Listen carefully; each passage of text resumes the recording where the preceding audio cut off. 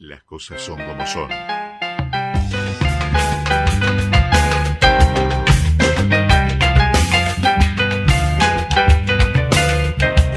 Te propongo que mañana despiertes de buen humor. De Piedra, zona de la Valle. Bueno, ya se va a despertar, ¿no? Ya se va a despertar.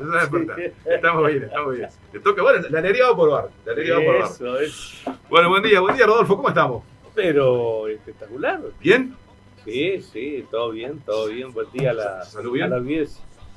Por suerte. Sí, bien. Sí, cómo no. Esperándolo a usted, que bueno, que viene cualquier hora. No, hoy estoy al arranque. Bueno, hoy tenemos un programa bárbaro, ¿no? Estamos conectándonos con el invitado. Buenos días, Federico Álvarez. ¿Cómo te va, Guillermo? ¿Cómo te va, Flaco? ¿Cómo le va a la audiencia? Todo bien. Vamos bien. Así que mano de piedra, Jonah, ¿qué? Yo te voy a decir una cosa. En la jerga de los medios de comunicación, cuando el operador a veces se retrasa, es una cosa mal, es como que se le diga mano de piedra, porque, ¿no? Qué maldad, ¿no? Ahora me estoy riendo porque me acuerdo de comunicador. Sí. ¿Ustedes saben de dónde salió? Tapa. Sí. No. ¿Se dan cuenta? Sí, claro. Bueno, ¿qué le va a hacer, no? En la época de la 35 le decíamos mano de piedra a los operadores. Es una jerga. Es una jerga del gremio, digamos. Del gremio, exactamente. De cual deberíamos considerarnos incorporados. Sí, hasta el primer partido. Yo creo que sí. ¿No? Yo creo que bueno, sí, ¿no? Tenemos algunas cositas de gordito. Pero por supuesto que sí. Bueno, vamos a arrancar. Pero yo por le voy a supuesto, tirar, siempre hay antes que Federico. Dale, vamos acá. Escuché no sé si ustedes lo hicieron, la sesión de la Junta Departamental, la violencia contra la mujer de los ediles blancos, no se puede más. ¿Ah, sí? Y los ediles varones del frente, los nuestros, ¿dónde están? No la escuché la sesión. No, yo tampoco. No. ¿Por qué pasó? Un disparate, cualquier cosa. 2 veces fue más o menos cortado el ninguneo ese que había por Helguera. Pero si no, te digo, ningunear, gritarle a las edilas de Frente Amplio. No. Mandarla. Pero miren que una discusión Muy del fuerte. presidente con Natalia Martínez, callate la boca, no tenés por qué hablarme así, ¿qué te crees que sos? El presidente de la Junta. ¿Quién lo ve? Yo les dije a la edil nuestra, a las edilas nuestras que van, que la próxima vez le hacemos una denuncia. Que nos perdone porque si tanto se jatan de la defensa de la mujer, de no violentar, y estamos en un órgano, ¿no? Donde tendría que ser totalmente contrario de lo que por estamos supuesto. haciendo. Apasionado, intenso la discusión, pero con respeto, por supuesto, las cosas básicas, ¿no? Del trato. Sin duda. Obviamente. Si hablamos de política, discutimos la política en voz alta, ¿quién se va a enojar? Pero ya que ningunean a los ediles, y está pasando en varias juntas.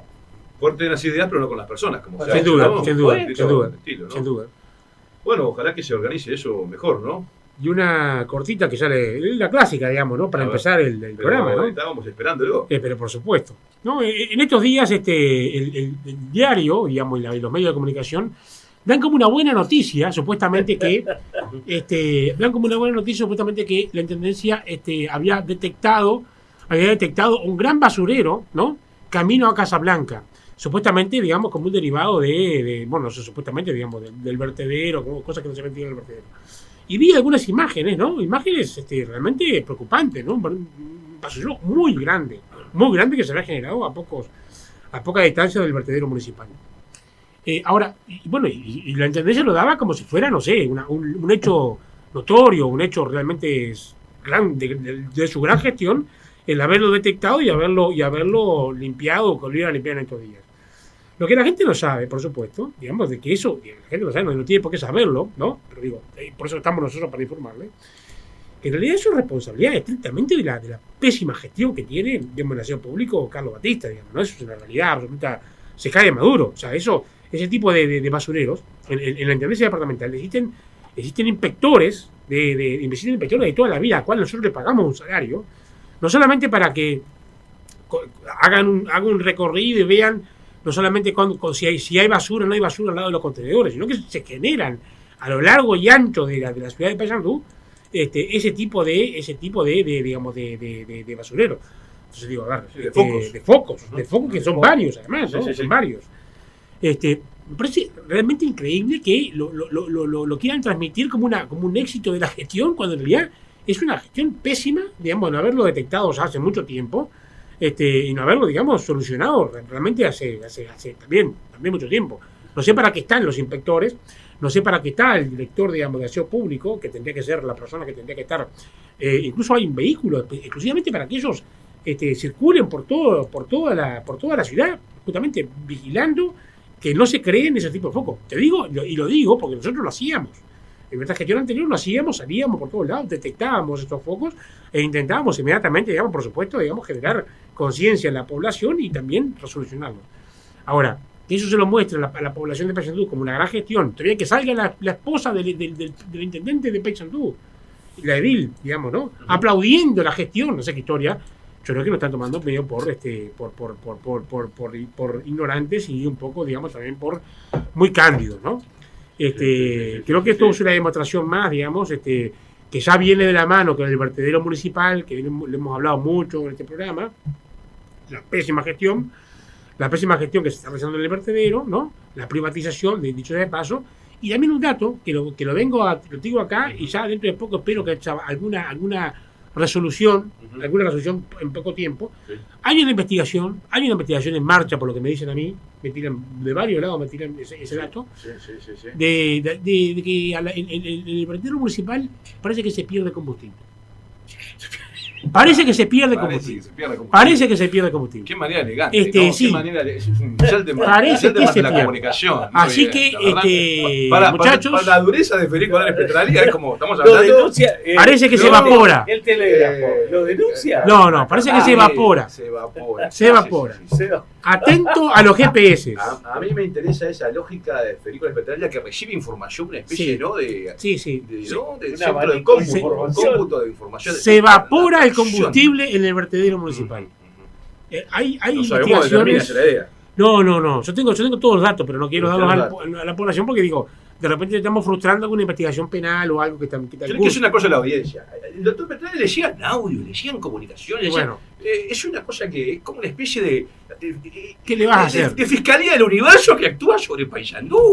Y lo que pasa es que, viste, que hay alguna gente que no tenemos pelos en la lengua, viste. Entonces, bueno, sí. Hay otros colegas que se cuidan un poco más, bueno, también, cada cual hace el juego que puede hacer, digamos, ¿no? ¿A usted le llegan A mí me llegan, sí. Yo lo comparto con él. Sí, me como llegan. Pero usted sabe cómo me dicen. Ahí está tu amigo. Otra más de tu amigo.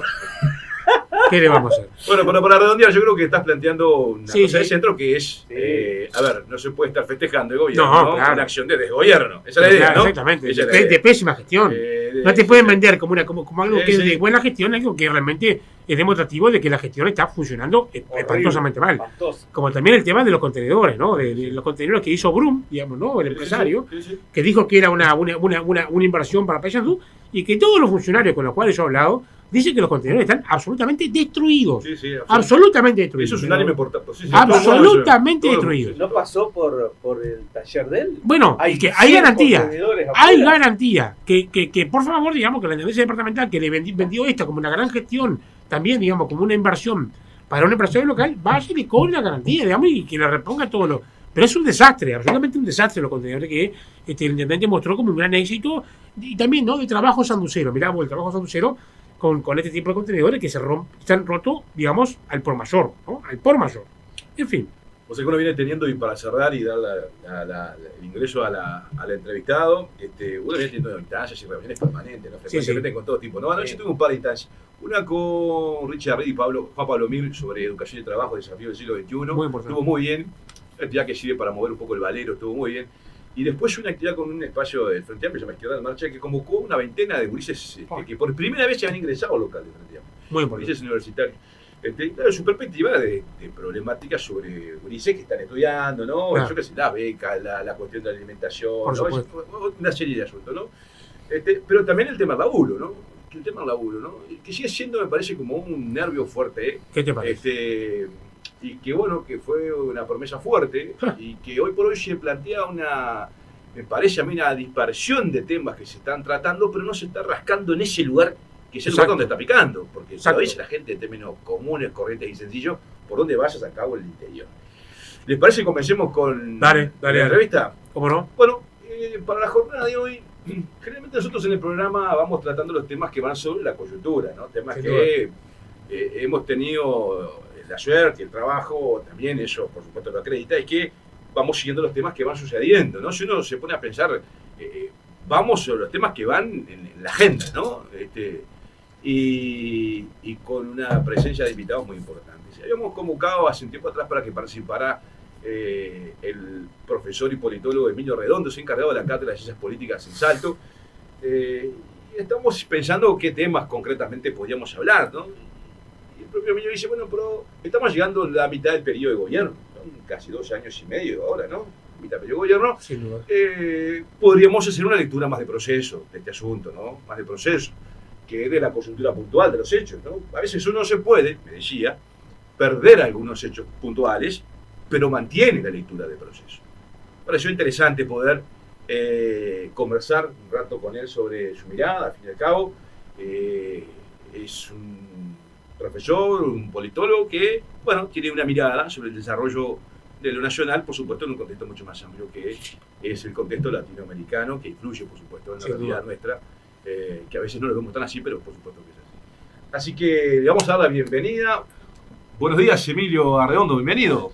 Buenos días Guillermo, buenos días Federico, Rodolfo, buen día. A la audiencia, es un gusto para mí compartir con ustedes este espacio, agradecido por la invitación, con dudas de si voy a poder mantener el voltaje que viene teniendo los primeros minutos del programa, que veo que el poquito rato que he estado veo que viene con voltaje alto, así que bueno, haremos el intento de no bajar demasiado el tono de la cosa.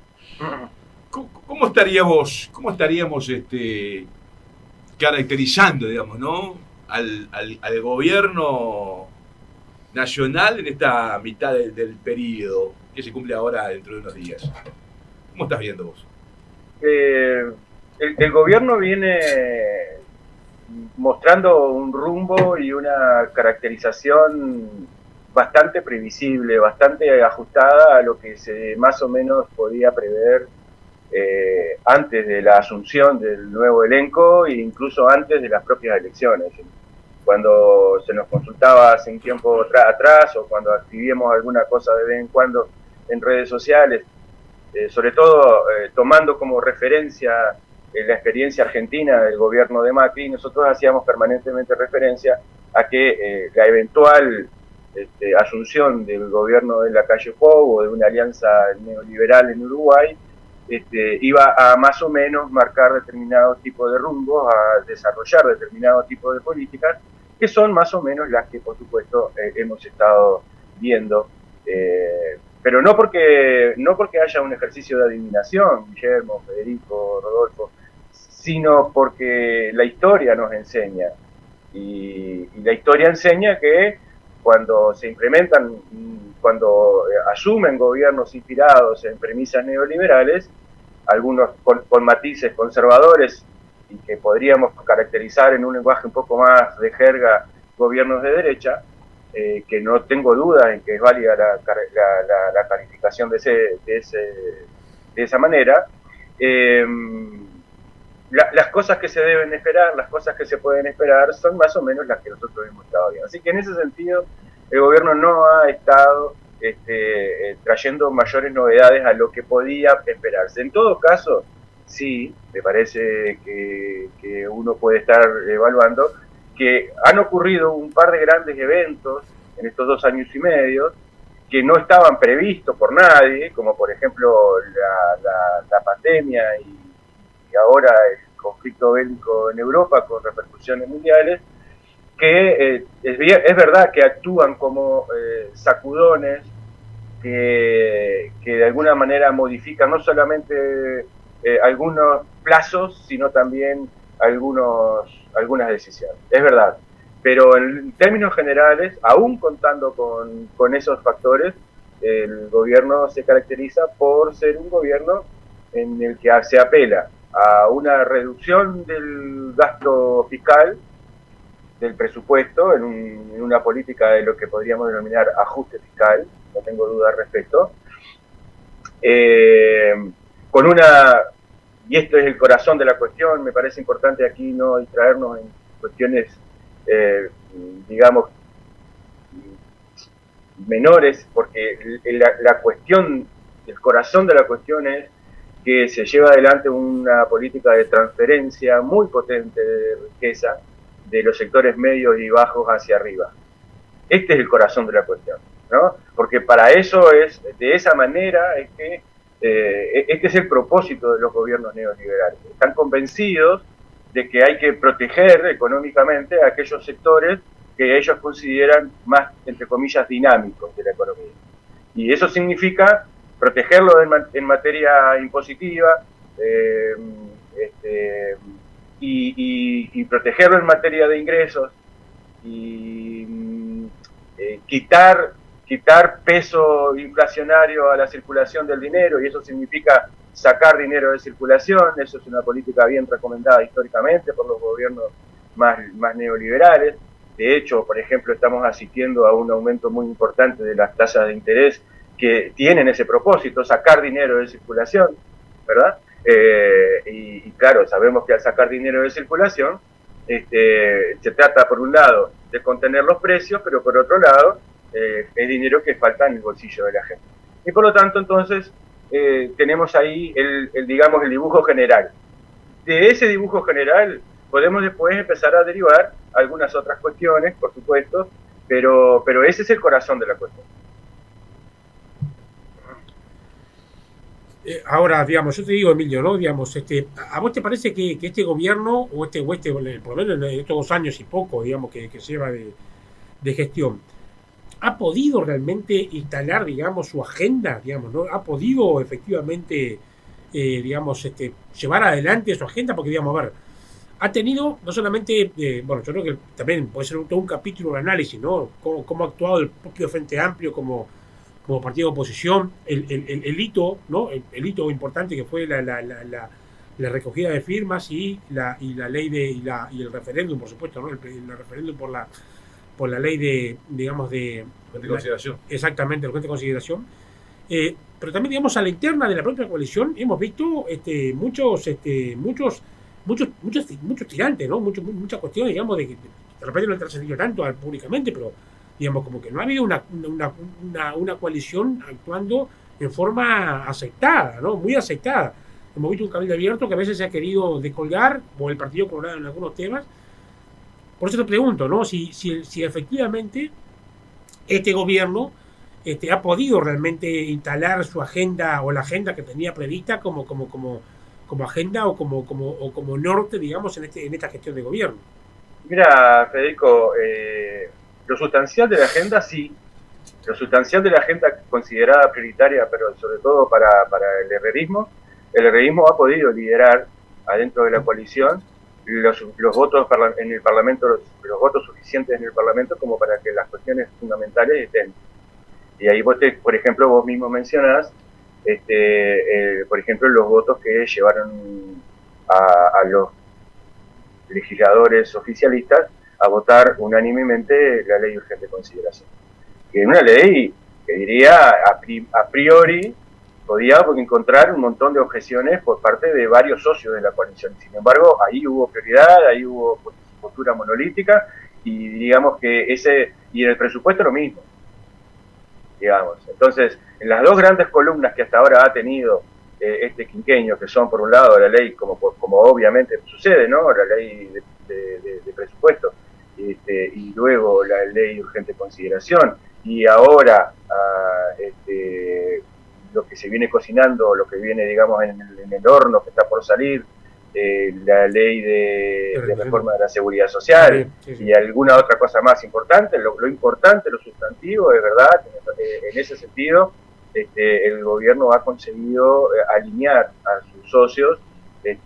Ahora, es verdad también, tratándose de una coalición que es heterogénea, porque hay que tener presente que no es una coalición de iguales, es una coalición heterogénea.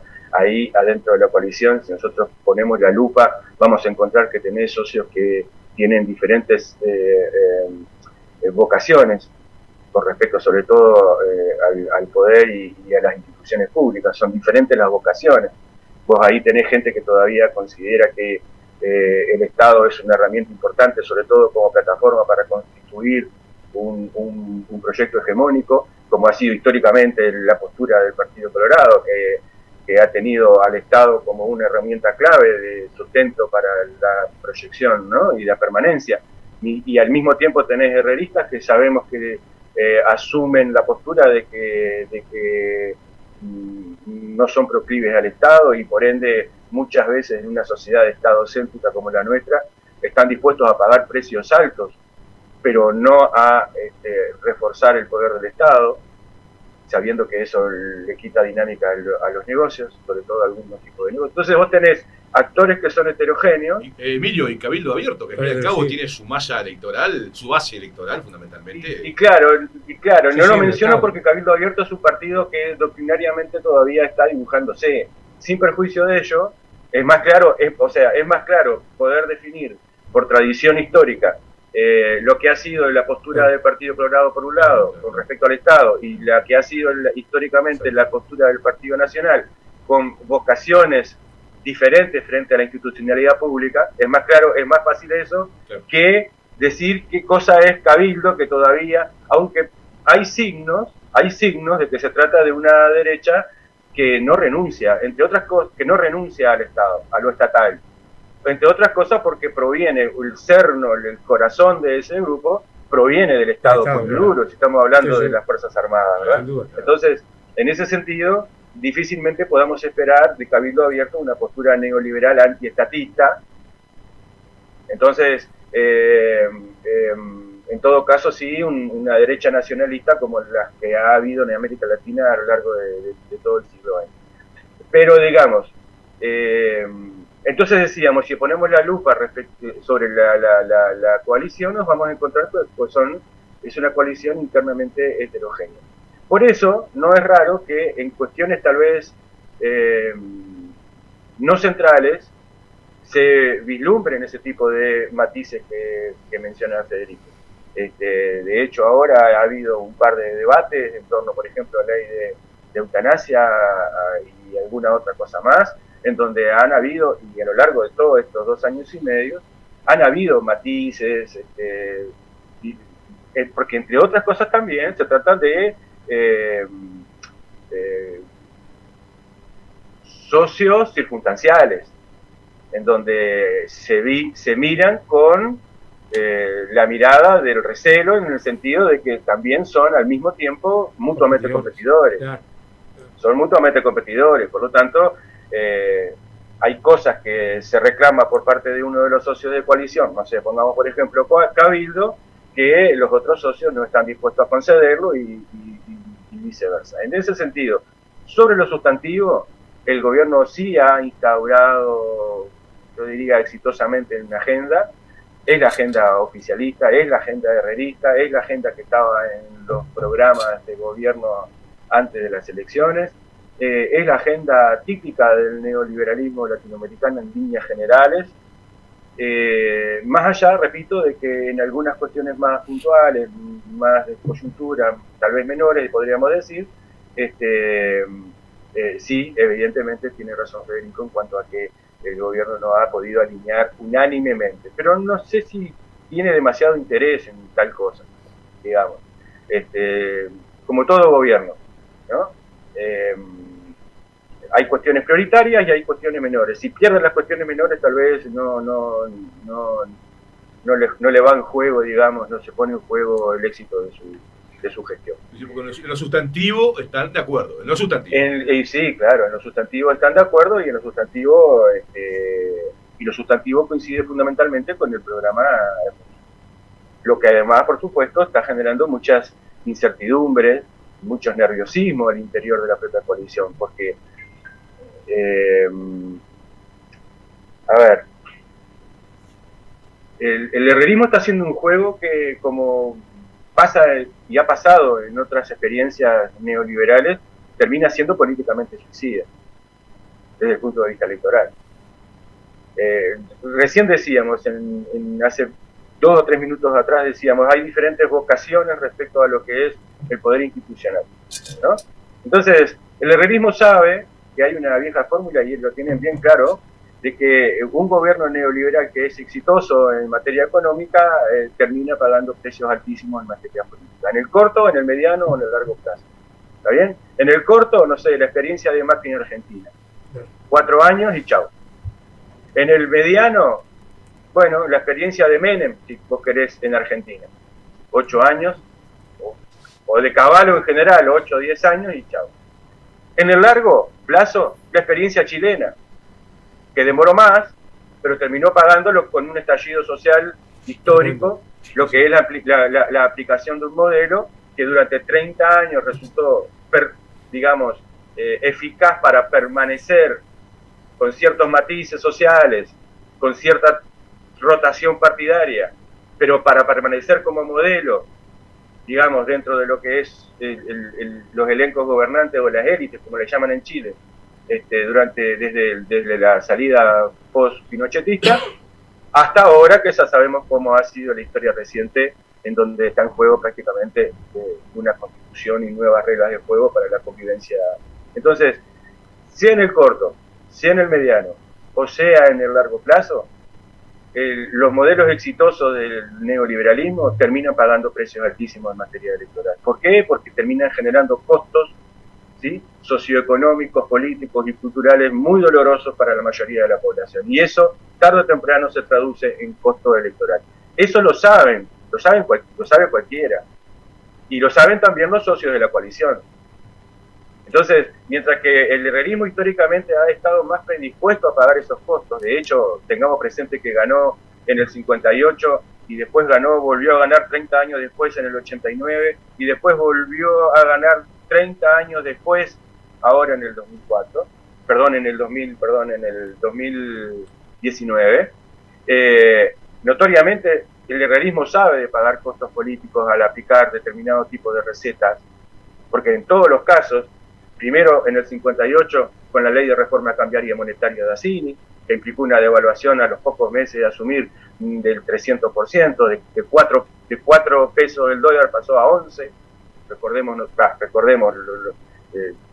lo que enseñan los libros de historia, digamos. Sí, claro. Después, el modelo de ajuste de la calle Padre, ya sabemos que se implementó y fue muy costoso en términos electorales. Y ahora este modelo que más o menos reproduce las mismas banderas programáticas de los dos modelos anteriores, de los dos gobiernos anteriores, y que notoriamente lo llevan adelante muchas veces, aún sabiendo de los costos político-electorales que eso tiene. Ahora, como la coalición está integrada, como decíamos hace un rato, por gente que sí es sensible a los costos político-electorales, porque sí depende o apela al Estado como plataforma de constitución de un proyecto hegemónico a largo plazo, pienso por ejemplo en el Partido Colorado, eternamente un partido de gobierno y un partido de Estado, pues entonces encontramos sensibilidades distintas frente a lo que son los costos político-electorales al interior de la coalición. En esta cabina de mando que podríamos metaforizar como una cabina de mando, el capitán, el que tiene el timón, el herrerismo, ve allá adelante en el rumbo, ve el iceberg, pero está dispuesto a correr los riesgos. Los otros socios están en la cabina, no tienen el timón, están en un lado y comienzan a sentirse nerviosos porque lo ven al iceberg cada vez más grande. Porque los costos político-electorales de este modelo, ¿sí?, probablemente sean altos. Y ellos lo saben, todo el mundo lo sabe. Ahora, Emilio, pero eso también a ver, vamos a ser sinceros también. Ellos asumen ese costo político, pero están convencidos de que esa es la vía, digamos, ¿no? Para... Yo soy sincero, Federico. No, por eso digo. No, pero te quiero decir. Ellos están convencidos. O sea, yo creo que, a ver, yo creo que cada uno de nosotros tiene una visión de la sociedad distinta, ¿no? Yo digo, me parece que la izquierda y la derecha, digamos, tenemos visiones de la sociedad diferentes, ¿no? Visiones de la sociedad, digamos, en términos generales, ¿no? No solamente de los agentes económicos, sino de la riqueza, de cómo se genera, cómo se distribuye, etcétera, etcétera. Y ellos implementan un plan económico y un plan de gobierno y un plan de cómo estructurar una sociedad en la cual están convencidos. Yo digo, a ver, me parece que están convencidos, más allá de que genere o no genere costos políticos o genere costos desde ese punto de vista. Pero me parece que eso representa y ellos representa y están, digamos, llevando adelante lo que ellos consideran. O sea, consideran que tiene que haber una clase empresarial, una clase, digamos, económicamente, pujante, como tú decías, tanto a nivel agropecuario, agroexportador, financiero, bueno, de servicios, etcétera, etcétera, y trabajan para que esa clase económica, digamos, genere riqueza supuestamente y después, digamos, con el famoso, digamos, el famoso cuento del derrame, bueno, derrame sobre la población en general. Y ahí se contrapone un modelo de sociedad completamente distinto, me parece a mí, digamos, o por lo menos parcialmente distinto, postulado, digamos, de sectores populares o sectores de izquierda, donde, bueno, indudablemente que eso no está viendo, digamos, la distribución se hace de una forma distinta, donde se intenta, digamos, a través de políticas tributarias y de políticas fiscales, etcétera, justamente que la torta se distribuya de una forma muy distinta y que efectivamente se haga de esa manera, teniendo el Estado, obviamente, en un caso, como un mero espectador en la política de derecha y en el otro, digamos, como un agente, digamos, distribuidor y un agente dinamizador de la economía. O sea, pero me parece que este gobierno, digamos, y los sectores que lo apoyan están convencidos de ese modelo. Claro, y esa concepción, esa vocación, esa ideología, ese modelo, en todo caso, va a contrapelo de una vocación de permanencia, de perpetuación, ¿no? Eso me parece que va de suyo, Emilio. Claro, por supuesto, pero hay algunos actores que están más dispuestos a pagar el precio de ese riesgo, del costo político electoral, y otros que están un poco más nerviosos porque se prevén en el corto plazo pagando precios altos en ese sentido. Es decir, tengamos presente que 2 semanas antes de que llegase el plazo para finalización de la recolección de firmas contra la luz, se aumentó el precio del combustible. Por ejemplo, y ese tipo de medidas en donde prácticamente parecía que no importaba mucho lo que pasase en la vereda de enfrente, porque total hay que subir el combustible, sabiendo que eso trae costos políticos. No todo el mundo en esa cabina de mando del barco, para seguir usando la metáfora de esta naviera, lo veía con buenos ojos. Hay algunos, aflojá, por lo menos 2 semanas antes de llegar al vencimiento del plazo, no subamos los combustibles. Y después eso, por supuesto, que se fue trasladado a los meses subsiguientes, donde se hubo 2 o 3 meses ahí donde me explico, es decir, sí. Al interior de la coalición gobernante hay matices doctrinarios, hay matices. En general comparten una visión neoliberal, sobre todo porque el Partido Colorado se ha vaciado de vallismo. El Partido Colorado ya no tiene vallismo. El Partido Colorado está manejado, está gobernado por una cosmovisión básicamente neoliberal del mundo, que no es vallista, por definición, ¿verdad? Y Cabildo Abierto, si bien puede tener algunos matices estatistas, con algunos resguardos, sobre todo en cuanto a qué se hace con las empresas públicas, porque, repito, podemos caracterizar como una derecha nacionalista, como pasa y ha pasado en América Latina mucho tiempo, ¿sí? Muy propio, por ejemplo, de la dictadura brasilera, el haber preservado las empresas públicas durante toda su etapa. Tengamos cuenta de eso. No olvidemos los vínculos que las cercanías, las simpatías de gente de Cabildo Abierto con los militares brasileros. Entonces hay una doctrina de cierta derecha latinoamericana que no va en desmedro de la presencia estatal en algunos lugares estratégicos del desarrollo nacional. no van de medro. Así, por ejemplo, el propio Cabildo Abierto, llegado el momento, puso reparos a cómo iba a encararse el tema de ANCAP, de la refinería y demás, y algunas otras cosas más, ¿ya? Entonces, lo que voy es, todos en la coalición están igualmente predispuestos e inclinados a pagar los precios políticos electorales. La respuesta es no. Hay algunos que sí están más predispuestos porque tienen como norte de su accionar fundamentalmente la priorización de determinados, podríamos denominar, plan de negocios, fundamentalmente para los sectores de agroexportación, del agronegocio, ¿verdad? Esas son sus prioridades, independientemente de los precios que se paguen, porque su propia constitución de clase lo lleva a ese tipo de prioridades, mientras que otros nutren sus vínculos tal vez con otros sectores sociales y por ende tienen algunos matices al respecto. Lo cierto es que en general, como ese bloque está liderado por el herrerismo, van a terminar pagando todos un precio alto.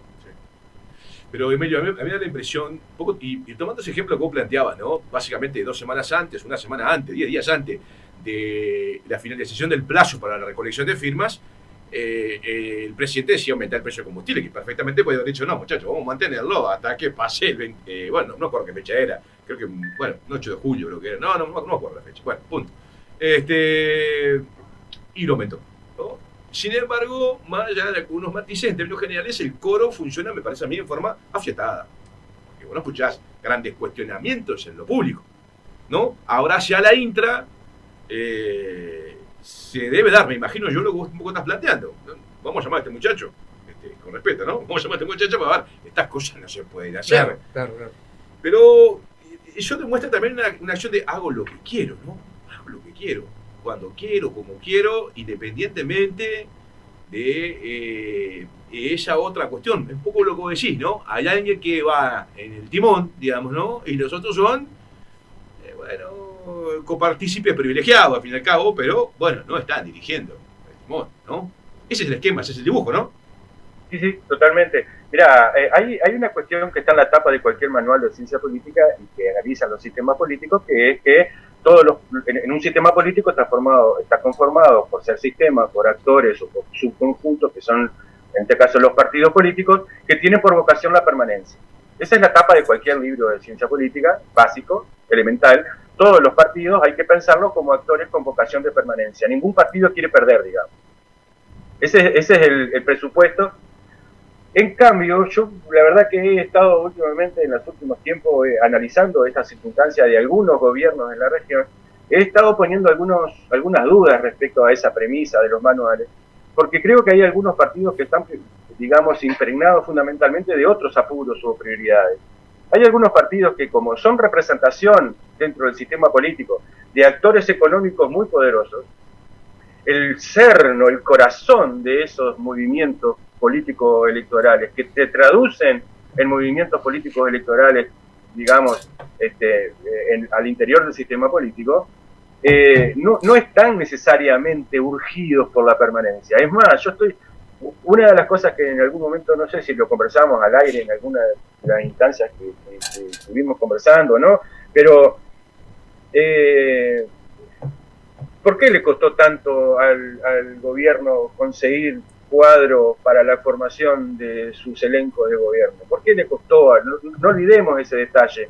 Al principio, cuando tenían lugares en donde todavía no habían conseguido la persona adecuada. ¿Por qué? Y porque el cerno del herrerismo, lo que son, digamos, círculos de confianza y, por supuesto, con la formación suficiente, están insertos en una dinámica de negocios que le resulta mucho más atractiva que estar cobrando un sueldo de 200.000 pesos en la administración pública. Sí. ¿Se entiende lo que estoy diciendo? Sí. Es decir, hasta en ese sentido, más banal si ustedes quieren, pero hasta en ese sentido hay signos de que hay razonables apuros diferenciales, prioridades diferentes al interior de la coalición.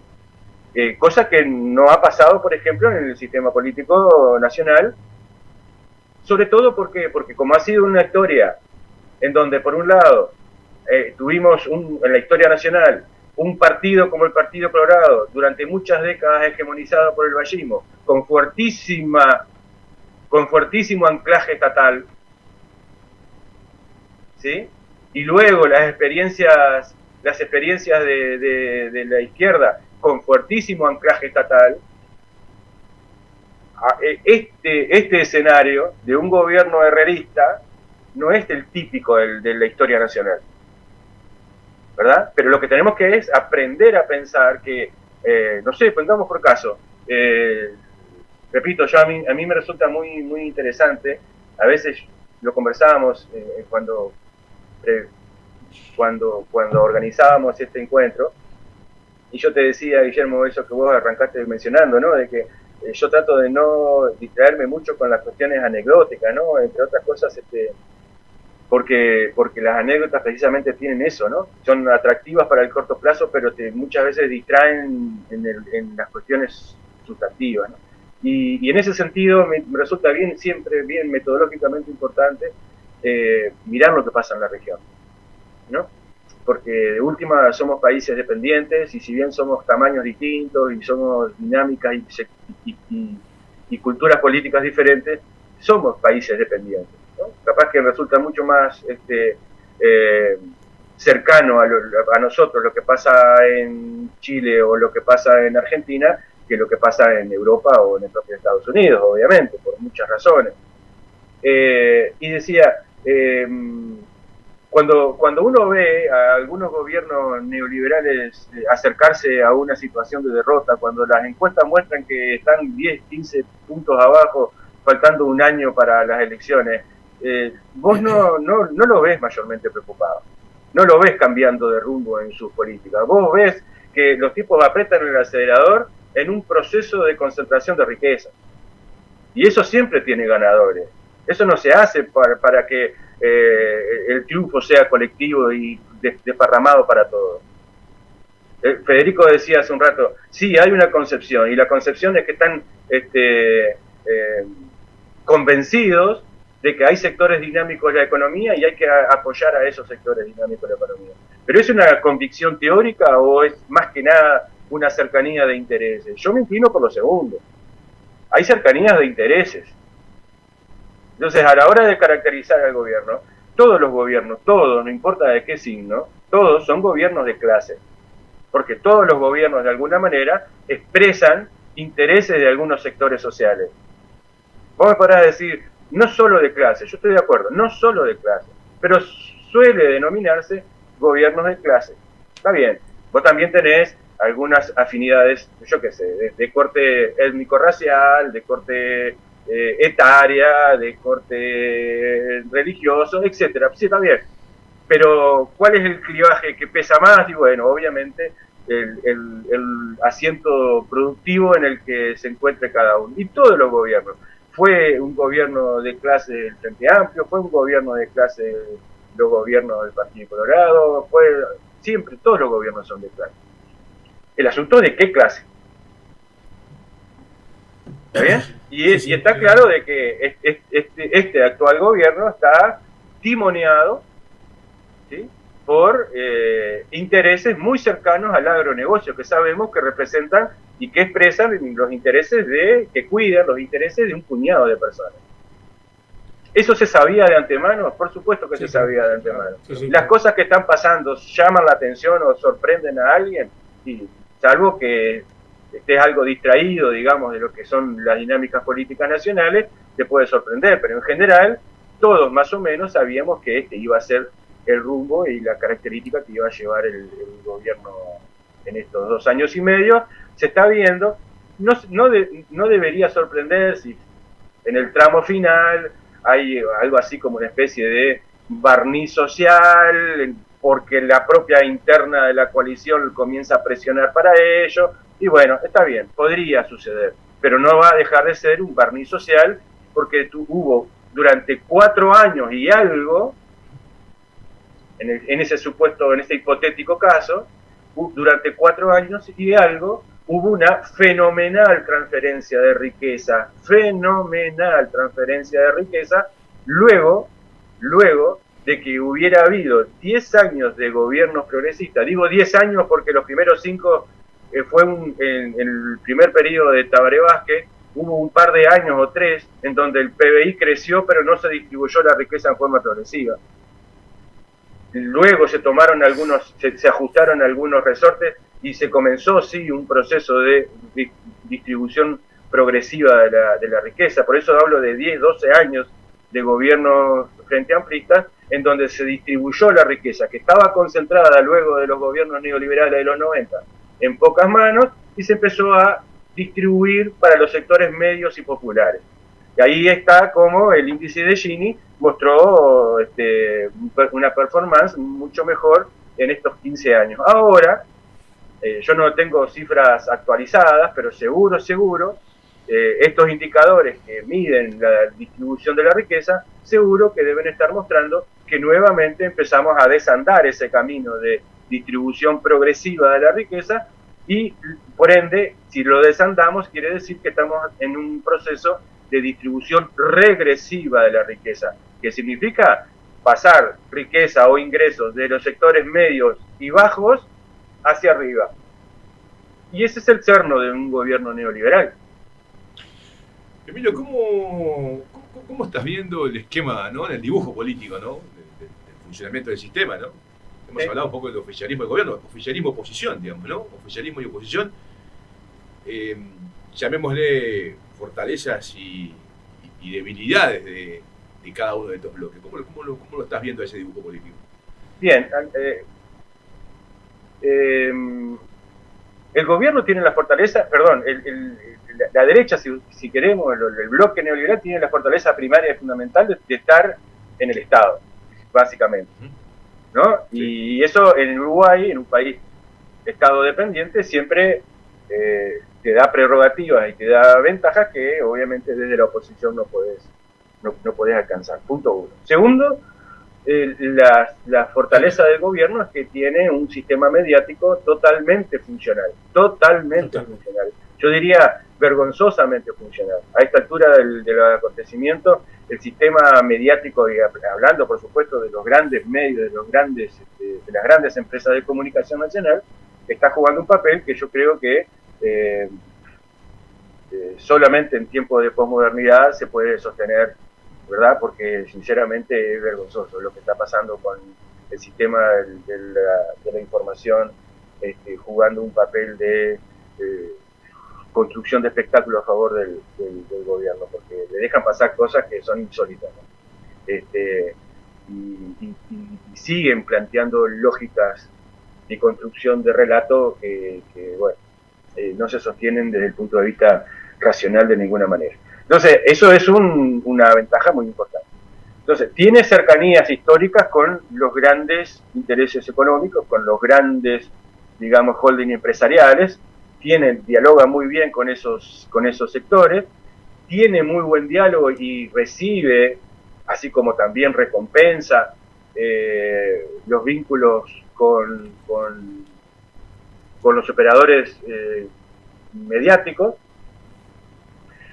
Como debilidad, tiene un elenco poco experto en materia de manejo estatal.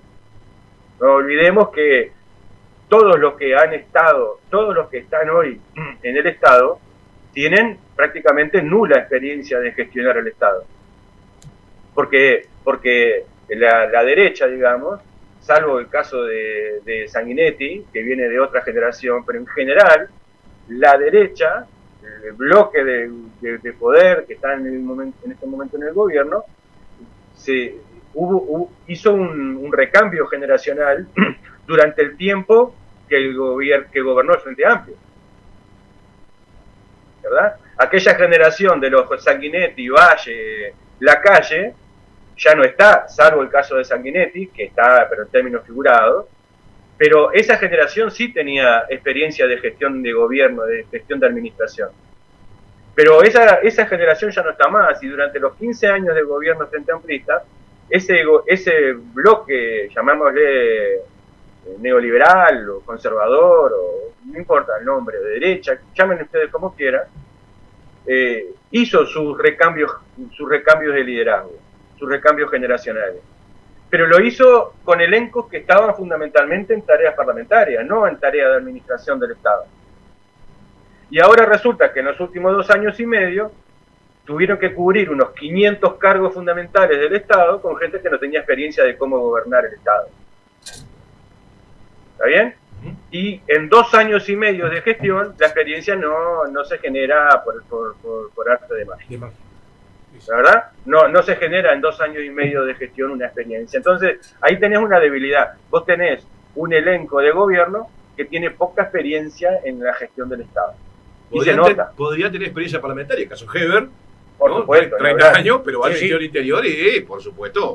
Pero por supuesto, no, ni hablar. Yo no niego que tiene mucha experiencia parlamentaria, pero de tener experiencia parlamentaria a gestionar cotidianamente, minuto a minuto, el Estado, hay una diferencia. Hay kilómetros. No es lo mismo, no estoy diciendo que una sea necesariamente mejor o más complicada que la otra, estoy simplemente diciendo no es lo mismo. Y eso se nota mucho. El gobierno no ha buscado siquiera, por lo tanto tampoco ha logrado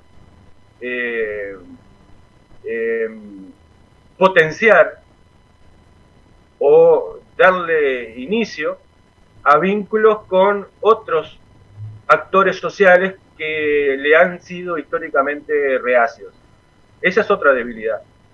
Desde el gobierno no se ha hecho nada por generar vínculos con actores sociales que, al contrario, yo creo que presupuesto, ley de presupuesto mediante, donde se distribuye la riqueza con determinados énfasis, como ya lo hablamos, y LUC mediante, donde también se definen énfasis, que ya hemos conversado hartamente, el gobierno parece no tener mucho interés en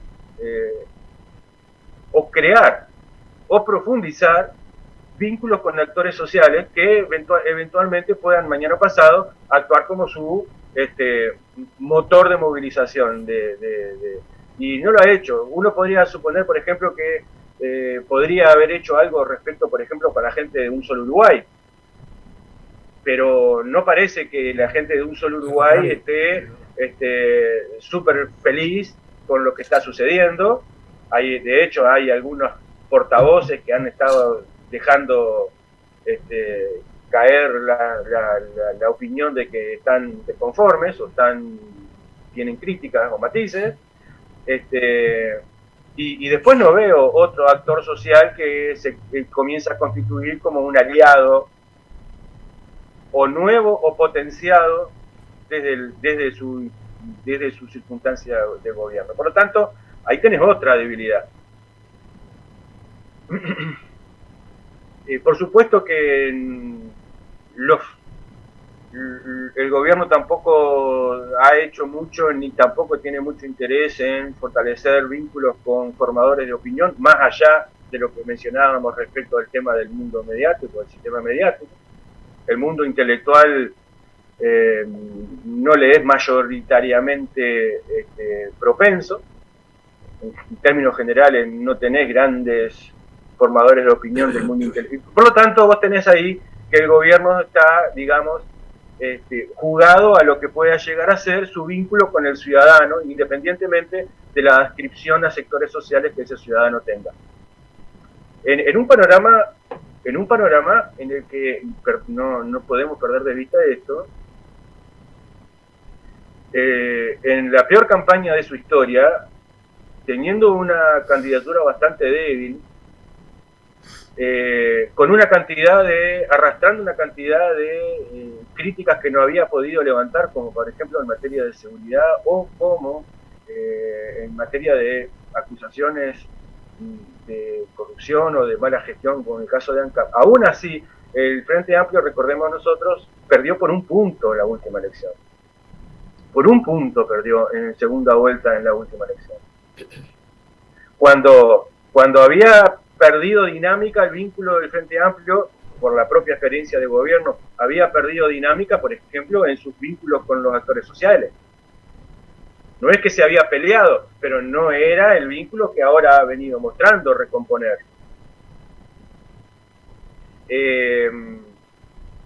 Entonces, en este escenario en el que el gobierno no debería perder de vista que cuando ganó por un punto. Y que cualquier cualquier ejercicio del gobierno neoliberal genera costos políticos. Entonces, yo diría, si el gobierno debería tener esto como telón de fondo de cualquier acción que tenga.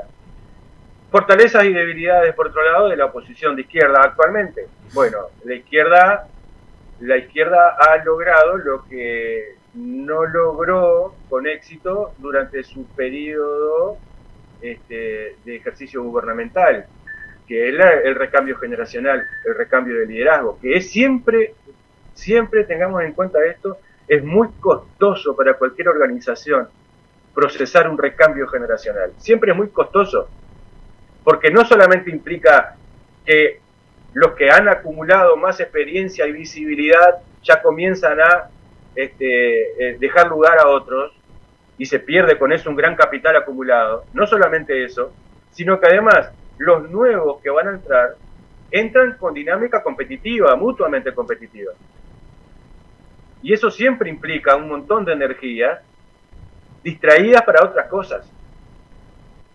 ¿Me explico? Entonces, ese proceso, vamos a poner nombre y apellido.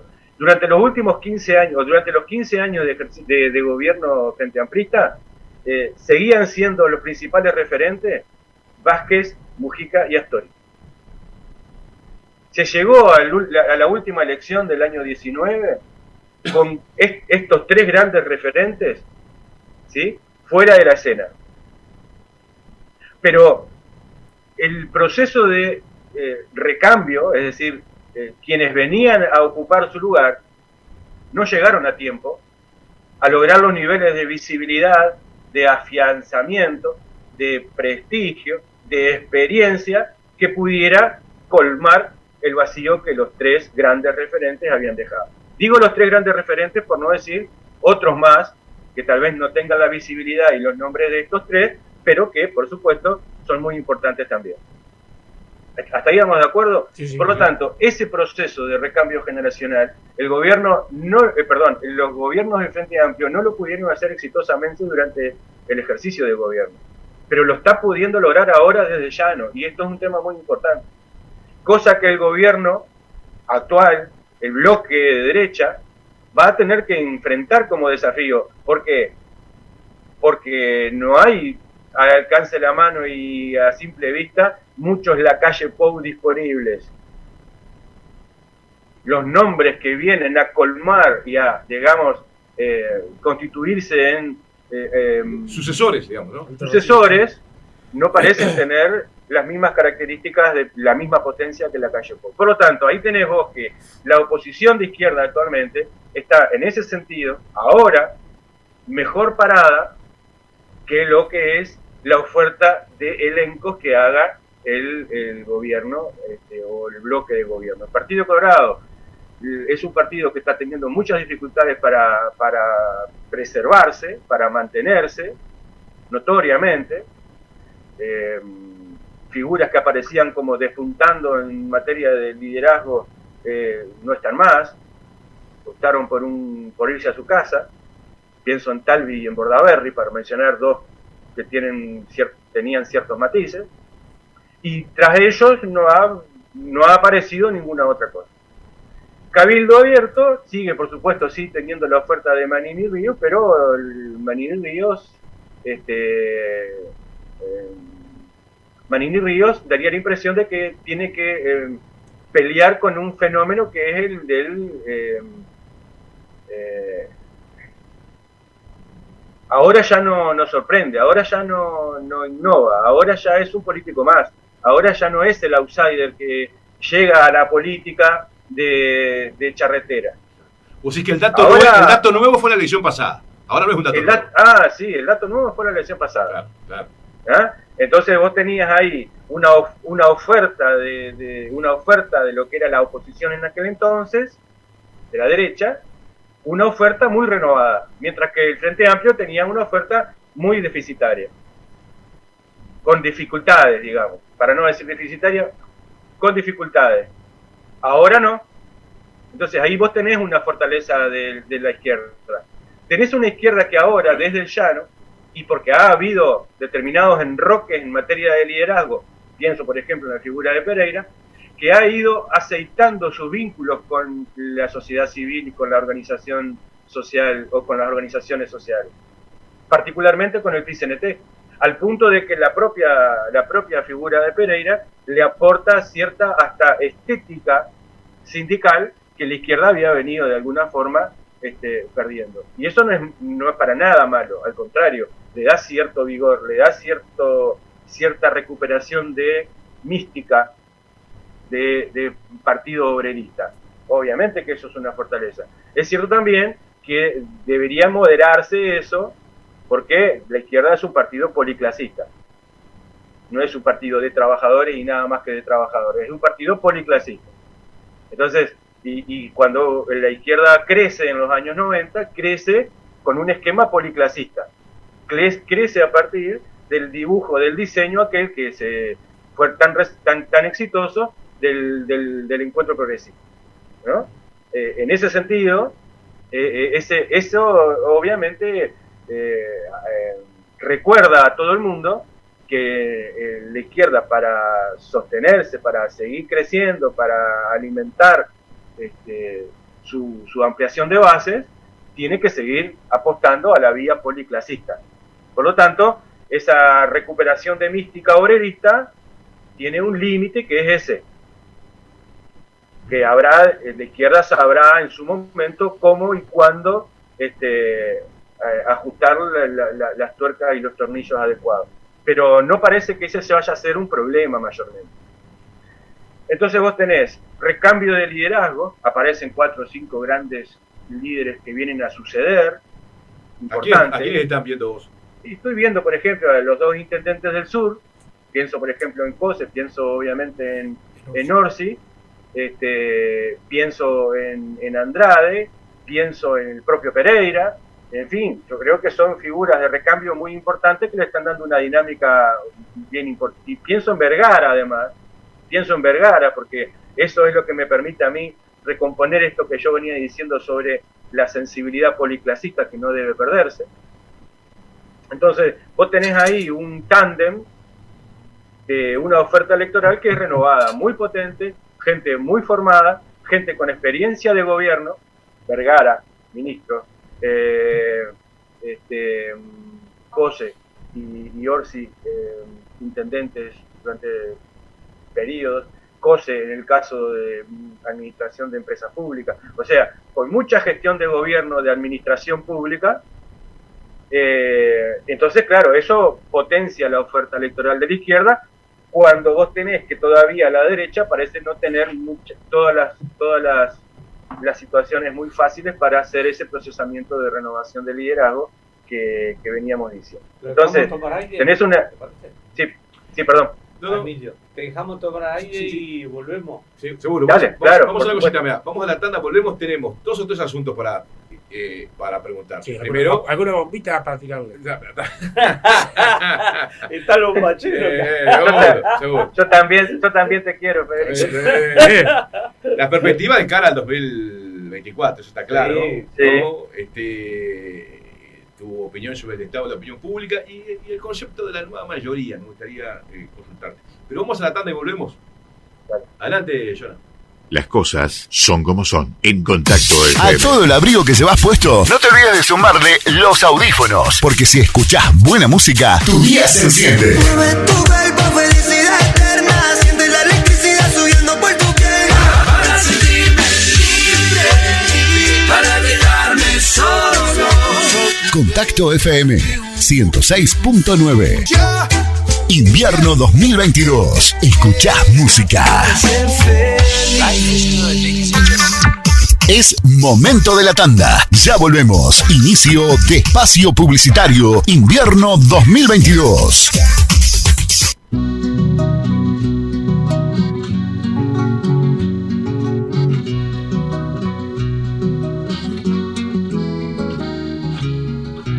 Un buen amigo para compartir, muchos abrazos para regalar. Esos reencuentros los trae el vino y el vino trae su andar.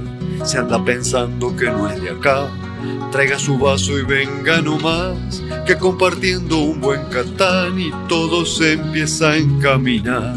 Y ahí nomás cuando caiga la noche, al agua al fuego me va a encontrar, vivenciando muy gratos momentos de esos que hay que recordar. Vinos Catani pa' compartir, vinos Catani no hay más que hablar. Traiga su vaso y venga mi amigo, que un Catani hay que probar. Carnicería y Autoservice Lomas del Este te espera con estas nuevas ofertas en Autoservice. Papel higiénico por 16, 145 pesos. Fideos 400 gramos, 33 pesos. Yerba medio kilo, 68 pesos. Harina doble cero el kilo, 42 pesos. 250 gramos de paleta, más 250 gramos de queso de sándwich, 112 pesos. 250 gramos de paleta, más 250 gramos de queso mozzarella, 142 pesos. 3 litros de suavizante, 153. 3 litros de jabón líquido para lavar ropa, 176 pesos. 5 litros de detergente, 209. Galletitas rellenas o waffles, 3 paquetes por 58 pesos. Polenta el kilo, 38. Y muchas ofertas más. Carnicería y Autoservice Lomas del Este te espera con los mejores precios y calidad. Vicudo 2351 entre Límite Este y Rodríguez Noya. Teléfono 472-20033 o al 099-281700. ¿Tenés un negocio minorista? En Paysandú hay un centro de distribución que te trae productos al mismo precio que en Montevideo. Vení a conocer Paysandú Total. Somos centro de distribución de Trimant, Sociedad Anónima, una industria con 30 años de trayectoria, y conocé nuestras nuevas líneas de productos. Más de 12.000 productos listos para revender. Entrega de mercadería sin costo. Stock permanente. Te esperamos en Paysandú Total, Avenida Italia 2206. Comunicate al teléfono 472-55-578. Somos Paysandú Total. Nuevos horarios de Paysandú Total. Lunes a viernes de 8 a 12 y de 14 a 18 horas. Sábado de 8 a 13. En Minimarket Owl formamos parte del Grupo Cardinal, una cadena de más de 40 supermercados líderes en ventas de productos de almacén, congelados, bebidas, limpieza y cuidado personal.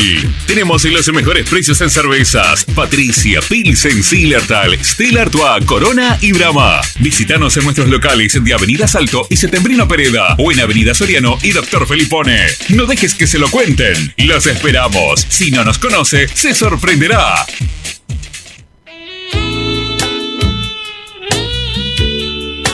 Motel La Folie.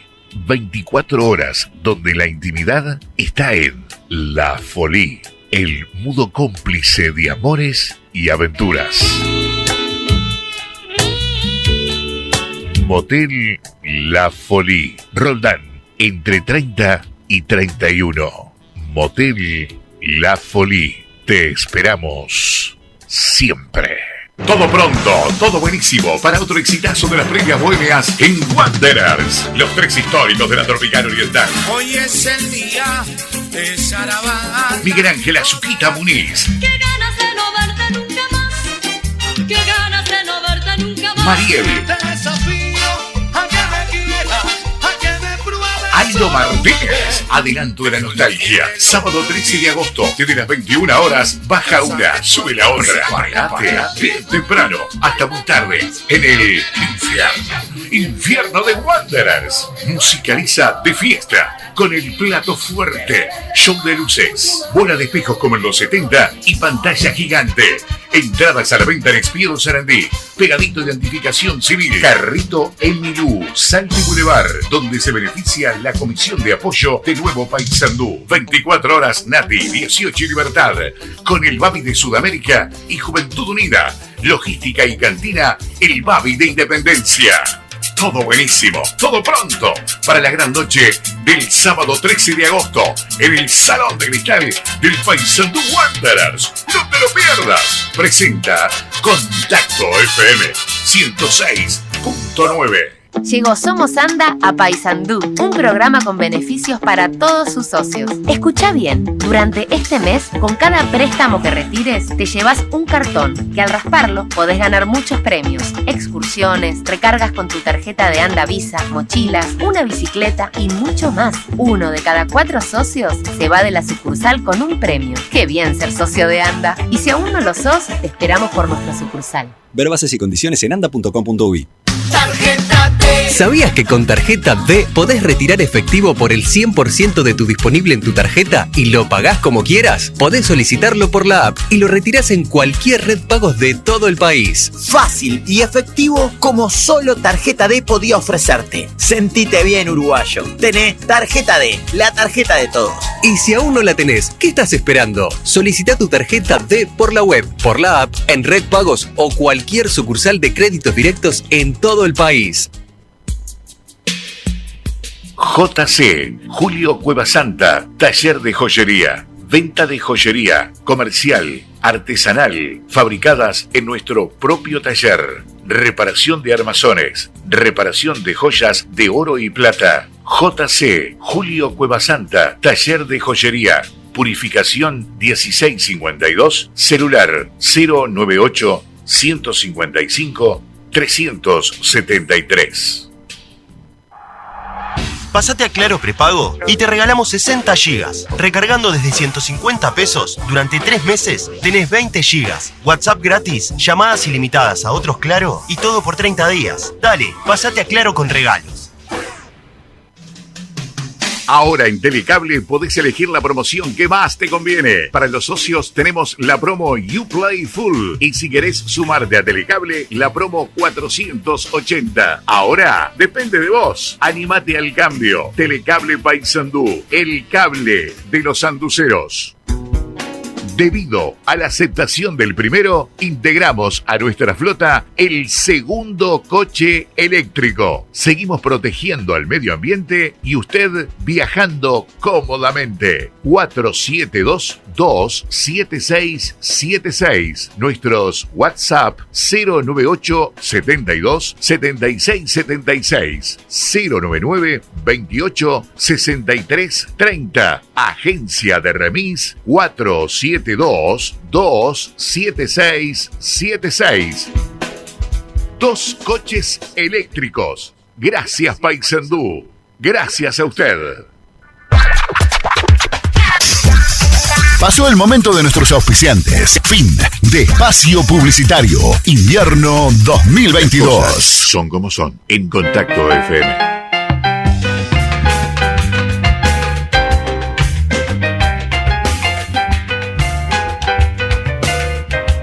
Te propongo que mañana despiertes de nuevo. Vamos a continuar. Pero muchos mensajes, Emilio, muchos mensajes, muchos saludos también. Gente conocida y no tanto. Bueno, adelante. Retribuyo los saludos. Y agradezco los mensajes. Vamos, Federico. Sobre todo si son buenos. Algunos no, pero eso no te lo vamos a contar. Escuchame, Emilio, a mí un tema siempre que me preocupa mucho, que todos saben que me preocupa mucho, ¿no? Pero el tema general, ¿no? Previo a hablar del futuro y eso, digamos que es un poco lo que te plantea un poco ahora Guillermo, ¿no? A mí me sigue preocupando porque el tema de seguridad es un tema tan central, digamos, ¿no? En nuestras sociedades, ¿no? Y cómo se ha generado ese tema, ¿no? Cómo se ha venido generando ese tema, digamos, tanto los gobiernos del frente como los gobiernos, obviamente el gobierno del Partido Nacional, ahora el gobierno de la coalición. Y cómo eso también ha traído de la mano, mirá lo que te quiero plantear, digamos, de repente puedo estar equivocado, por supuesto, eso es darlo por hecho, que viene también de la mano de un discurso, digamos, de que como que acentúa un poco el discurso de la exclusión, ¿no? De la exclusión de determinados sectores sociales, no solamente los sectores sociales vinculados a la inseguridad, sino que también que nosotros vinculamos también lo que el imaginario popular vincula a barrios o a determinados sectores sociales, digamos, ¿no? Que están vinculados supuestamente en el imaginario social, por supuesto, a los sectores que están vinculados justamente a la inseguridad. Entonces, ¿cómo ese fenómeno, ¿no? que digamos, se ha transformado en un tema político electoral de una fuerza muy, muy, muy potente. Tú mismo lo dijiste, cuando el frente termina tal vez que perdiendo las elecciones por ese puntito, yo no sé cuánto habrá incidido para la pérdida de las elecciones, digo, incluso la no resolución o el no encare correcto, bueno, no sé cómo llamarlo, del tema de seguridad. Pero ¿cómo ha sido en este incluso hasta el tema de la LUC, fue un tema casi central, ¿no? Que no solamente lo vemos acá en Uruguay, sino que es un discurso que la derecha viene sosteniendo de forma sistemática en toda Latinoamérica, bueno, en Latinoamérica y en el mundo, ¿no? Por supuesto, desde Estados Unidos para acá, ¿no? Ley y orden y otras cosas mariposas, ¿no? Pero a mí y cómo nosotros nos ha venido a impactar de la forma que nos ha venido a impactar, que yo creo que no impactaba de esta forma hace 20 o 30 años atrás, digamos, ¿no? Que es un tema complejo, ¿no? Muy complejo. Sí, es complejo y además es fascinante y además es fundamental para la convivencia presente y futura, y además es un tema que desvela las ciencias sociales y políticas contemporáneas. A ver, creo que como sociedades no nos hemos estado haciendo cargo de las consecuencias o de las consecuencias que generan algunas decisiones que tomamos hace justamente 20, 30 años atrás. Nosotros como sociedades, después de la caída del muro de Berlín, le dimos rienda suelta a un modelo que es un modelo de exclusión. Si no queremos llamarle neoliberal, llamémosle como querramos, pero es un modelo de exclusión. Cuando las sociedades occidentales son fundamentalmente deciden desandar los caminos del keynesianismo, que más o menos, por lo menos, atemperaban las desigualdades, cuando como sociedades le damos, y ni hablemos en América Latina, que es el continente más desigual del mundo, cuando le damos rienda suelta a los esquemas o a las políticas que fomentan la desigualdad y que la legitiman, vamos a terminar irremediablemente, repito, con exclusión. Y tras la exclusión, irremediablemente aumenta la violencia, porque somos animales. Y cuando nos tienen acorralados, cuando está en juego la vida de nuestros gurises, cuando está en juego la dignidad de nuestra familia, cuando está en juego el pan de todos los días para millones de personas, ¿sí? ¿Cómo le vamos a pedir que a esas millones de personas que están arrinconadas y jugándose el pan del día a día, que preserven las formas republicanas y civilizadas e institucionalizadas de resolver los conflictos? Entonces, no nos hacemos cargo civilizatoriamente con las consecuencias de haber fomentado un modelo de exclusión que se sigue agravando por ignorantes, porque tenemos dificultades para abstraer tenemos dificultades como sociedad, digo yo, como sociedades, y no estoy hablando solamente de las nuestras, estoy hablando de Uruguay, estoy hablando en términos civilizatorios, porque nos enseñaron a desconectar el mundo inmediato de lo que sufrimos en carne propia, como el afán de la garrafa, o como el punga en el ómnibus, o como el puntazo que podemos recibir nosotros, nuestros amigos, qué sé yo, en algún lugar oscuro para robarnos el celular. Seguimos desconectando eso con respecto a las decisiones macro que se han estado tomando, porque nos han enseñado, se llama eso mecanismos ideológicos del Estado, le llamó a alguien, podríamos denominarlo de diferentes maneras, alguno le llamó mecanismos ideológicos del Estado, ¿qué quiere decir? Que son dispositivos que fomentan determinadas maneras de mirar, y nos enseñaron a mirar así, en forma fragmentada, como decía mi abuela, allí hasta donde te va la nariz. Entonces, claro, ¿qué pasa? Estamos ahora sufriendo las consecuencias de esas políticas que nosotros avalamos como civilización, que son políticas de exclusión. 20 años después, aquellos que excluimos, o los hijos de aquellos a los que excluimos, o los nietos de aquellos a los que venimos excluyendo desde hace tanto, esos son los que probablemente no resuelven los problemas que tienen a través de vías institucionalizadas. ¿Estamos de acuerdo? Sean de instituciones económicas, sean instituciones políticas, sean instituciones penales, sean instituciones de las que sean. No las resuelven en forma Por lo tanto, estamos en este momento en una situación de cosechar lo que como sociedades sembramos.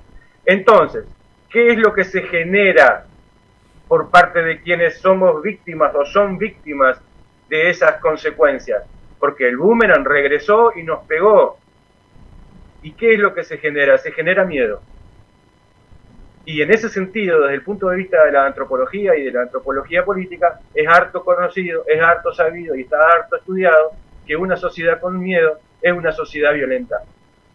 Es una sociedad que empuja, es una sociedad que quiere eliminar al otro. Que una sociedad con miedo fue la que quiso eliminar al judío en algún momento. Una sociedad con miedo es la que quiere eliminar a los que cruzan en balsas el mar Mediterráneo. Una sociedad con miedo es la que quiere excluir a los negros en el sur de Estados Unidos. Una sociedad con miedo es la que quiere mano dura, plomo y mano dura, decía un eslogan de un presentable acá en Salto, plomo y mano dura para los pobres, o por lo menos para aquellos pobres que no tienen otra chance que... ¿Se entiende lo que estoy diciendo? Sí. Entonces ese es el corazón de la cuestión, Federico, que sigue siendo una cuestión de largo plazo, no es una cuestión de corto plazo, no es un tema que se resuelva fortaleciendo la dimensión represiva del Estado, porque si no, no habría ningún problema de inseguridad en aquellos estados hiperfuertes, hipertecnologizados, con una policía súper tecnologizada como Estados Unidos, por ejemplo, o los estados ricos, y sin embargo ahí, vaya si hay también todavía bolsones importantes de inseguridad y de vías no institucionalizadas para resolver los conflictos, vaya si lo habrá. Entonces no es un tema de vía represiva. Como ya lo habíamos conversado tantas veces, lo conversamos durante el debate sobre la luz, lo conversamos incluso antes, lo conversamos cuando tuvimos que hacer la defensa de la política durante buena parte del periodo de los gobiernos de izquierda. Dijimos, muchachos, si nosotros no mejoramos los niveles de convivencia, no vamos a mejorar los niveles de seguridad. Entonces, este es un problema de largo plazo, lamentablemente no es de corto. Y si no hay mayores acuerdos o acuerdos amplios sobre este tema, yo digo, difícilmente tenga una resolución de corto y mediano plazo. Bien. Todo un tema, muy ¿no? Claro, ¿no? Todo un tema, sí, sí. Muy claro. Lomo y mano dura está viendo, ¿no? Claro, yo sé, sí. Plomo y mano dura es un poco lo que vino a institucionalizar la luz. Por supuesto. Sí, claro, por supuesto. Ahora lo que te digo es que ese, así, tal cual, más que una metáfora de conversa rápida, ese es el eslogan de campaña que presentó un político en Salto. Claro, plomo claro. y mano dura. Claro. No puede ¿Se ser que en la entiende? capital del país haya, no solo en la capital del país, sino en el Uruguay, 7 muertes por fin de semana.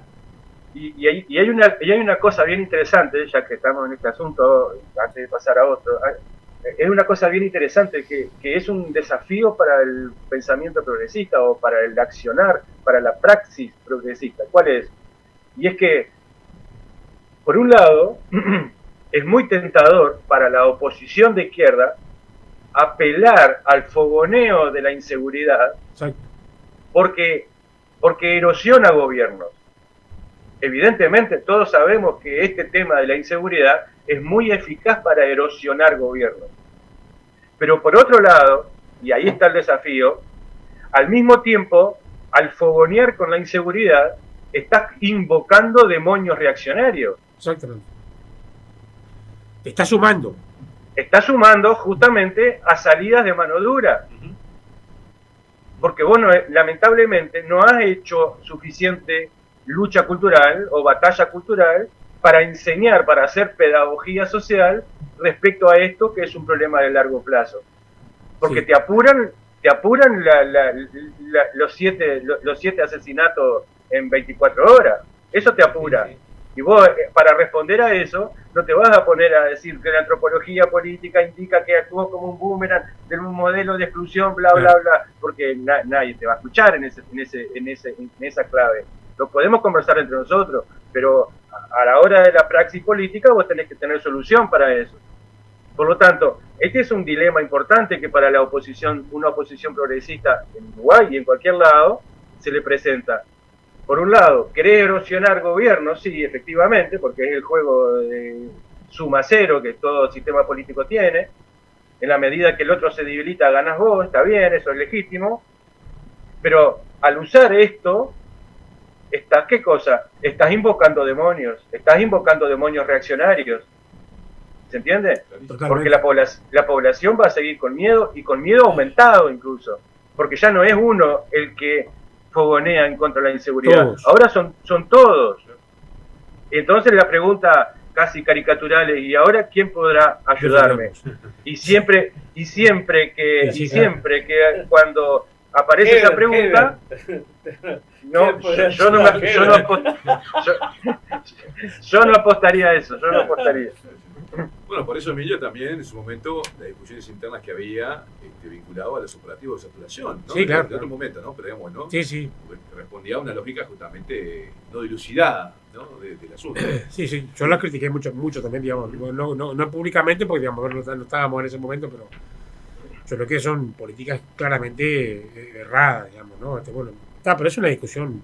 Sí, son discusiones. Son discusiones que tendrían que darse. Y autocríticas que la izquierda se debe, ¿no? ¿No? Emilio, ¿cuáles son las perspectivas de cara al 2024? Podemos atar varias de las cosas que hemos venido diciendo para intentar una respuesta más breve. Yo sé que hay un tema de tiempo ahí, que bueno, pero... Usted tiene todo el tiempo. Todo el tiempo. Bien, bueno, muchas gracias. Está en la radio acá, está en la radio.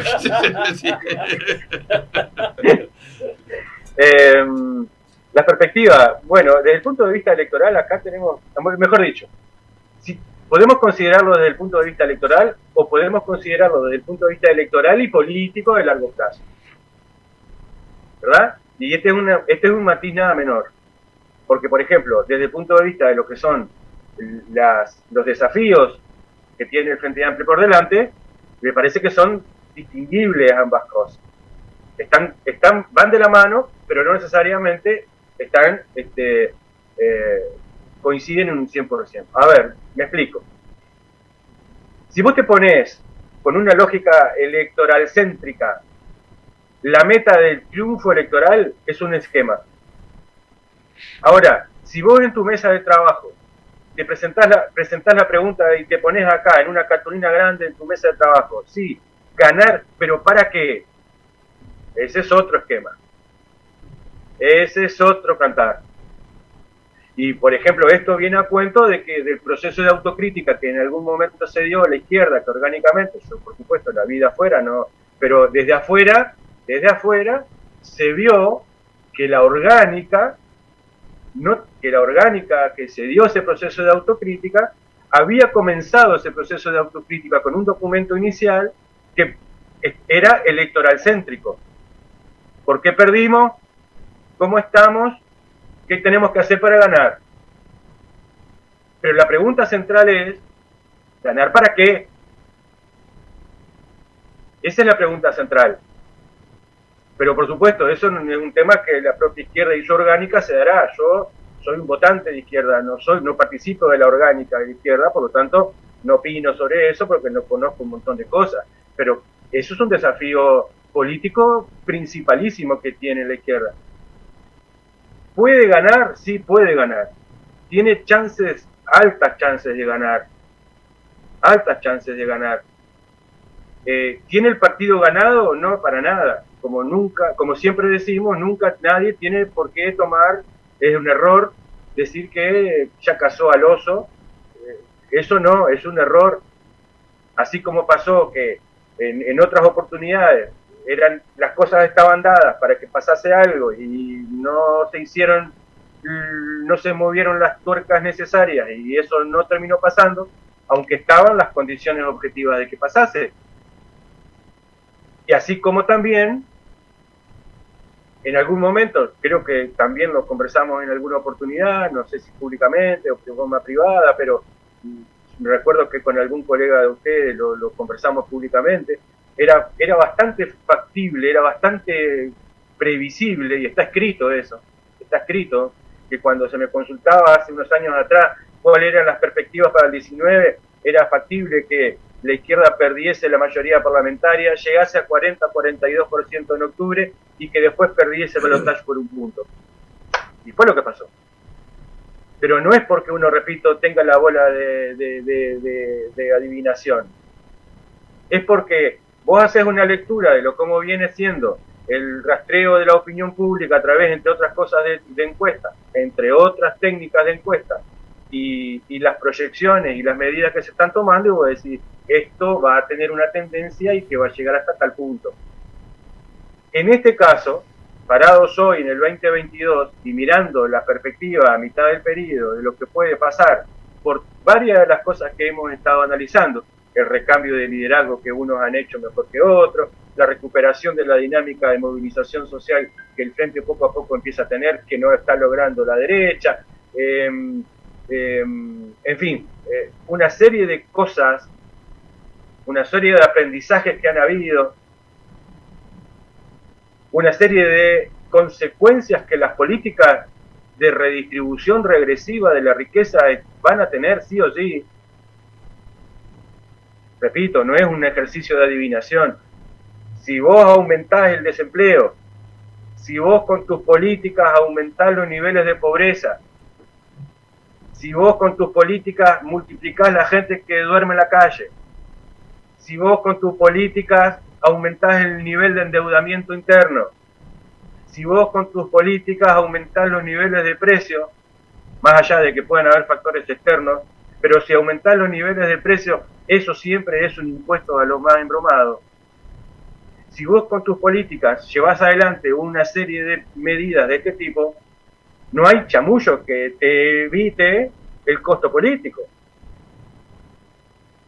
El gobierno se tiene mucha confianza a la hora de gestionar el estado de la opinión pública. Hasta ahora, ellos han creído que le ha ido muy bien. Los tipos de gobierno, lo que es la derecha uruguaya, se ha comprado a sí mismo la idea de que son muy buenos administrando y gestionando la opinión pública. Se compraron eso. Se creen ellos muy buenos en ese sentido. Yo tengo una mala noticia para ellos, que en realidad no fueron ellos los que establecieron un determinado rumbo regresivo en la opinión pública. Eso viene de afuera. Y que tiene que ver con algún mensaje que recibimos ahora en el recreíto que nos tomamos, que preguntaba precisamente del factor internacional en ese sentido. Y yo digo, las principales cosas que marcaron este giro a la derecha o represivo de la opinión pública uruguaya no son lideradas por un discurso local.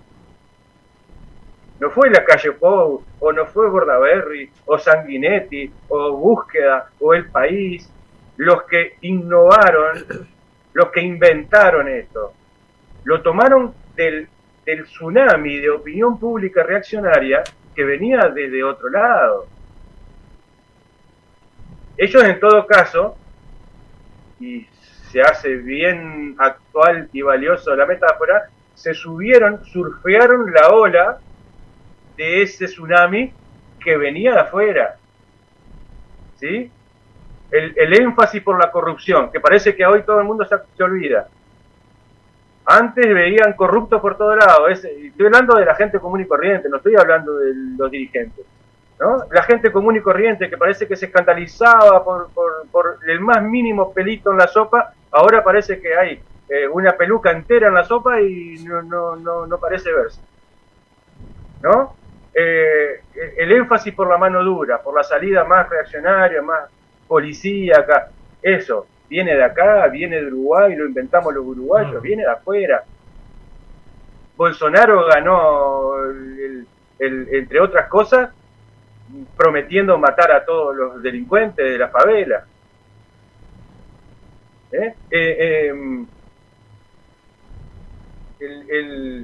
La cuestión de lo que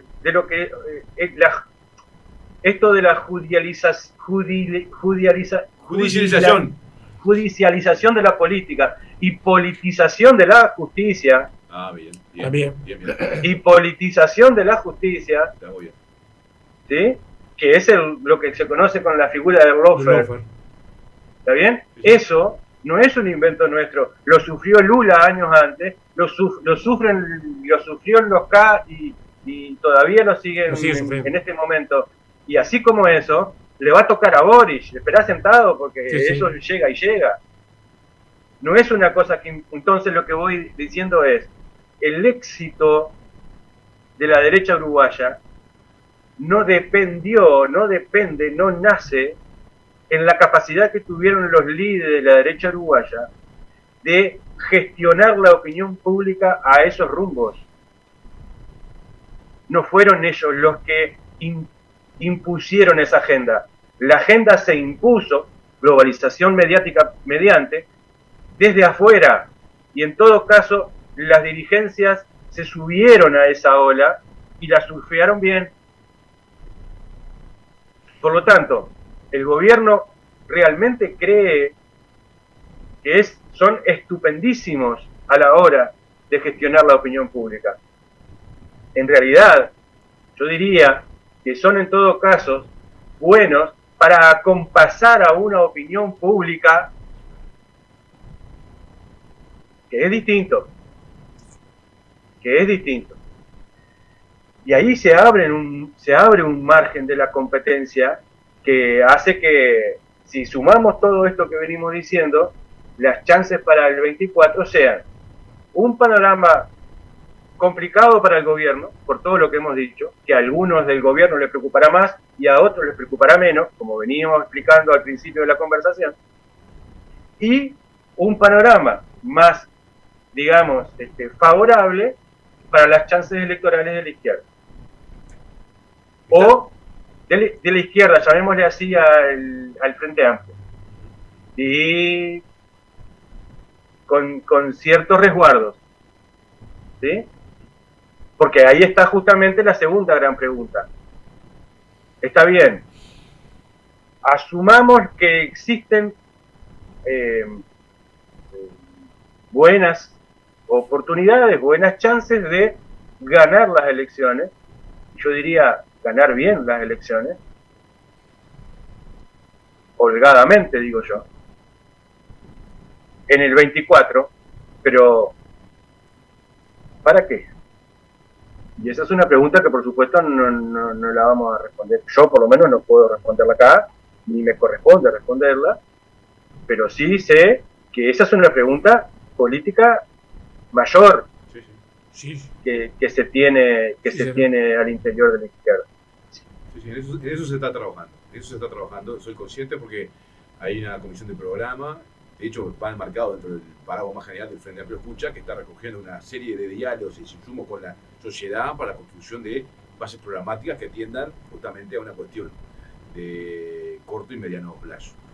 Sí, claro. Ahí lo que en todo caso está bueno, Guillermo, es puntualizar esto en el sentido de para armar un programa en el corto y mediano plazo está bien. El asunto es que para armar un programa de largo plazo, ¿para qué? Sí. Se necesita batalla cultural. Porque el estado actual de la opinión pública, lo que vos vas a recoger si escuchás mucho, es una sociedad, te digo, con importantes bolsones de conservadurismo. Bueno, vos estás escribiendo un texto que el día de mañana será, posiblemente y ojalá, un libro vinculado al estado de opinión pública.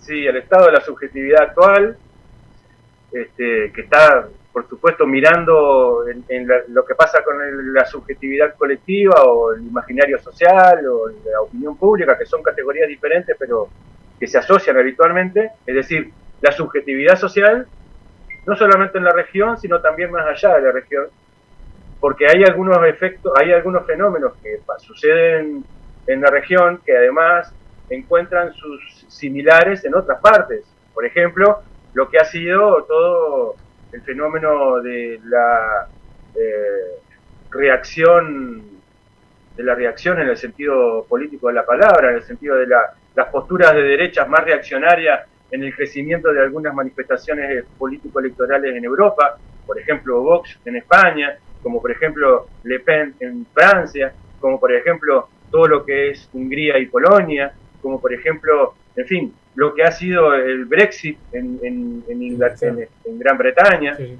Es decir, ese crecimiento de la derecha en Europa, el crecimiento de la derecha trumpista o trumpista, liderada por ese estilo tan peculiar de Trump, en un universo tradicionalmente regido por determinado tipo de formas que fueron totalmente pulverizadas por el estilo Trump, y que por supuesto también tiene correlatos en la región con lo que es los Bolsonaro, con lo que es la derecha en Argentina, los fenómenos, en fin, ¿qué es lo que está pasando con la opinión pública que le dan entrada, que habilitan, que legitimamos o que legitiman a estas expresiones cargadas de odio, de exclusión, de represión? ¿Qué es lo que está pasando con la opinión pública? ¿Qué es lo que hay más allá de lo superficial? ¿Cuáles son los mecanismos profundos? ¿Está bien? ¿Cuáles son los mecanismos profundos que alientan, que alimentan, que le dan oxígeno a este tipo de expresiones? Y digo mecanismos profundos ¿por qué? Porque hay demasiados análisis que se quedan con la superficie. Y el análisis de la superficie, a lo sumo en 10, 15, 20 años van a cambiar algunas cosas, y a nivel de la superficie esos análisis de superficie ya van a decaer en cuanto a su eficacia explicativa. Pero en cambio, hay gente que se esforzó, sobre todo inspirada por lo que fueron los movimientos autoritarios de la década del 30 en Europa, en Alemania, en Francia, en España, en Italia, etcétera. Esos movimientos autoritarios europeos fueron estudiados en su momento con miras a explicar no tanto por superficie, sino buscando niveles profundos de sentido, para ver qué pasa con la gente que hace 3 años atrás parecían santos de la transparencia y hoy te bancan cualquier trapisonda que anda por ahí. ¿Por qué? ¿Qué es lo que está pasando? ¿Qué es lo que está pasando? Que lo que antes era lo que antes era día, ahora parece ser noche.